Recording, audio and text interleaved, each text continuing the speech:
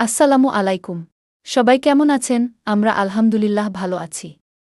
বরকতময় রামাদানের আরও একটি নতুন দিন শুরু হলো সেহরির মাধ্যমে। আজ সেহরিতে ছিল একদম সাধারণ কিন্তু পুষ্টিকর সব খাবার। লাল চালের ভাতের সাথে ছিল শিম আলু দিয়ে মাছের চচ্চড়ি, ঝাল ঝাল মুরগির মাংস ভুনা আলু দিয়ে, টাকি মাছের শুটকি ভুনাও ছিল। শেষ পাতে একটু দই আর শসা, যা সারাদিনের রোজার জন্য বেশ প্রশান্তি। সেহরি শেষ করে ইবাদত আর বিশ্রাম শেষে চলে এলো ইফতারের ব্যস্ততা। পাভেল ও আমি মিলে ঠিক করলাম আজকে বাইরে থেকে ইফতারের জন্য স্পেশাল কিছু আইটেম আনব। ঝটপট টেবিল সাজিয়ে ফেললাম। ইফতারে আজ ছিল বুট ভুনা, মিষ্টি জর্দা, তাজা কলা আর শসা, সাথে ভাজাভুজির প্লেট তো আছেই।